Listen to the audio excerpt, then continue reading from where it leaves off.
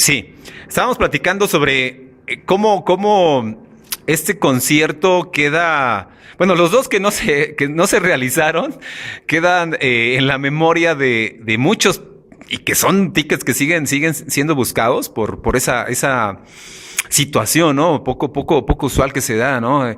Que muere el presidente, hay un luto nacional. Rómulo Betancourt, me comentas que es el nombre del presidente que muere en Nueva York, pero que, pues, al declararse un luto nacional, pues Queen se saca de onda y dicen que huele mejor, nos vamos, pero hay algo pendiente de dinero, Ujú. cosa que queda entre el promotor y ellos, pero que la gente no lo ve, no los ve, y luego, ¿qué pasa ahí, mi estimado? Pues nada, como te dije, Enzo Morera entonces tiene que doblegar los esfuerzos y tiene que pagarle a Queen por esos 2 días. Y Queen sale del país, creo que el 30 o el 31 o el 1 de octubre, no sé la fecha exacta, pero logra salir del país, digamos, y se va a Estados Unidos y después continúa con el resto de la gira que los trajo a México. Algo que te iba a decir, bueno, del concierto como tal, el setlist fue, digamos, el clásico que uno puede ver en el We Will Rock You, en ese concierto que se hizo en Montreal, porque de hecho eso sucede en noviembre, ¿no? Estamos hablando de un periodo muy cercano, de ese gran concierto que todos hemos visto, el de We Will Rock You.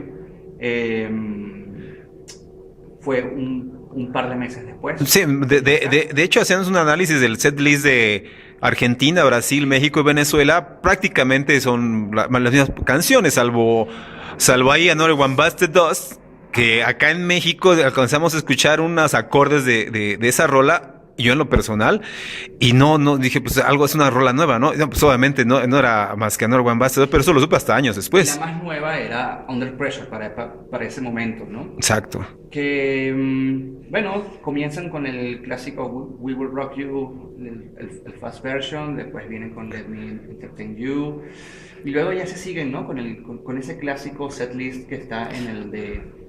Para entender un poquito el ambiente, el Palacio de los Deportes vendría siendo casi de las mismas proporciones del Poliedro. El Poliedro de Caracas es un venue que no está tan alejado del centro de la ciudad, pero tampoco está tan lejos, o sea, ahí más o menos, ¿no? Pero sí, en conformación es muy parecido al Palacio de los Deportes. Creo que la capacidad son 15.000 personas, de 15.000 a 18.000, no más allá. Y digamos que ha sido digamos el principal y casi único venue que tiene Caracas. Por ahí pasó Van Halen, por ahí pasó Police, por ahí han pasado, obviamente, en tantos años, muchísimas personas, muchísimos grupos. Y ¿qué más te puedo contar?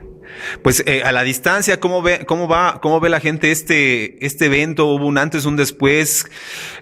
Porque Queen traía todo el tonelaje, todo el armamento, tal y como lo presentaba en Europa, Estados Unidos, Japón. No escatimó gastos y nos presentó un show de primera, ¿no, mi estimado? Te digo que conociendo tantos fanáticos que fueron a ese concierto, no muchos, he conocido 3 o 4 personas, pero sí me han asegurado y me aseguraron que ha sido, digamos, el mejor concierto que ha tenido Venezuela.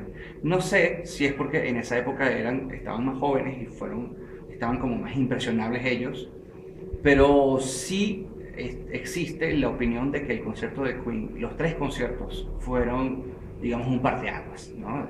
Antes y después en cuanto a la factura de conciertos masivos de rock en el país. Yo te voy a dar mi punto de vista. Digo, acá en México podría yo pensar o mencionar el de Pink Floyd cuando vinieron con todo ese tremendo tecnología en los años 90, pero realmente exacto, 94, pero realmente lo que marca una diferencia en Argentina, Brasil, México y Venezuela es el tiempo.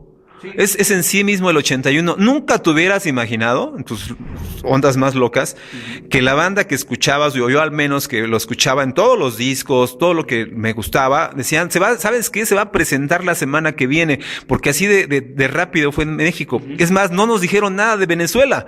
Y nos llegaba por ahí de julio, agosto, de que habían estado en Argentina. Estamos hablando que se habían presentado en marzo. Sí. O sea, hay que contextualizar el tiempo. Este mismo año, pero en marzo, ¿no? A comienzos de año fue. Sí. En Brasil. Sí, y te lo digo porque no había redes sociales, no había tipo de rollos, y nos enterábamos, al menos acá en México, una revista que se llama Conecte, no sé allá cuál en aquel momento pudiera surgir, pero era para los rockeros que tenían, no lo veíamos ni en notitas musicales, ni en una tipo de revistas rosas. No, era realmente una revista como Conecte o Rock Pop, donde decían, Queen se va a presentar dentro de 15 días en la ciudad, en Puebla, y se va a presentar en Monterrey. Decíamos, esto tiene que ser una broma. No sé cómo se tomó esto allá. No, realmente, a ver, creo que la prensa sí fue, como te dije en un principio, ayudó bastante a promocionarlo. Hubo bastantes carteles, digamos, y hubo muchas marcas involucradas en el sponsoreo, por así decirlo, de la llegada de Queen al país. Pero el apoyo que Alfredo Escalante le dio a la cobertura de la banda fue realmente importante y decisivo. ¿Por qué? Porque Alfredo Escalante tuvo un programa en televisión que ya luego para esa época era muy importante que el rock tuviese cabida dentro de la televisión. Era un canal del Estado y era un canal con un estilo muy cultural. El programa se llamó La música que sacudió al mundo y fue, digamos, el nombre que él tuvo a lo largo de su carrera, que lo dio a conocer. Él en ese programa transmitió las entrevistas que le hizo a Mercury y al resto de la banda y pasó el concierto también.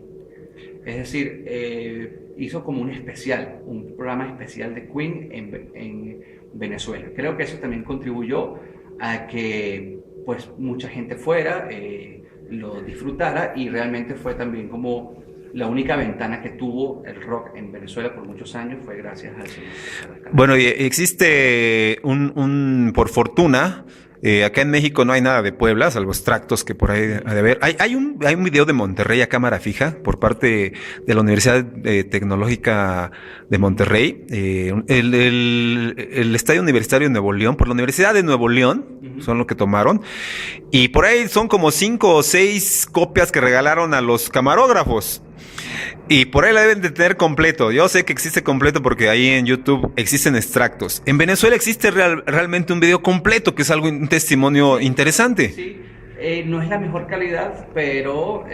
pero ahí está. Pero ahí está, ¿no? Y se ha convertido en uno de los bootlegs, así como también súper buscado. Ya no es tan buscado, ya se consigue de todo en todos lados. Claro. Pero por muchos años fue así como una joya, ¿no? De Queen en Venezuela, y cuando dice... Hola Caracas. Claro. Bien. No, y además a flor de piso, ahí ves a los fans muy cerca realmente de los músicos, que es algo que llama también la atención. Sí, y bueno, la cobertura de prensa sí se consiguen, no tampoco tantas fotos, pero sí hay sus 5 o 6 fotos importantes del momento del concierto como tal. Sí, y ahí hay una página y también con un grupo que se llama Queen Venezuela, Queen Venezuela, que te hacen cosas muy interesantes ahí, tienen muy buenas reportajes, tienen muy buenos videos, fotografías, etcétera, tweets, cantidad de cosas que hacen ahí nuestros buenos amigos de Queen Venezuela. Ellos están ahorita, gracias a Dios, son los únicos que están, digamos... Se me olvida el nombre, Carlos, ¿qué es el que lo lleva allá? La verdad que no lo recuerdo, pero han hecho un buen trabajo. Y si no fuese por ellos, no hubiese nada, ¿no? No, cosas muy, muy buenas, interesantes que nos comparten los amigos de Venezuela. Ahorita vamos a hacer otro corte para finalizar el último bloque contigo, mi estimado Tocayo, y nos puedas compartir por qué te gusta Queen, por qué coleccionas cosas de Queen, por qué esta banda y no otra. Ok, muy bien. Ok, Queen alrededor del mundo, con una entrevista especial con el Calo Medina, Queen en Venezuela. 35 años de este acontecimiento en el Poliedro de Caracas. Fue ayer.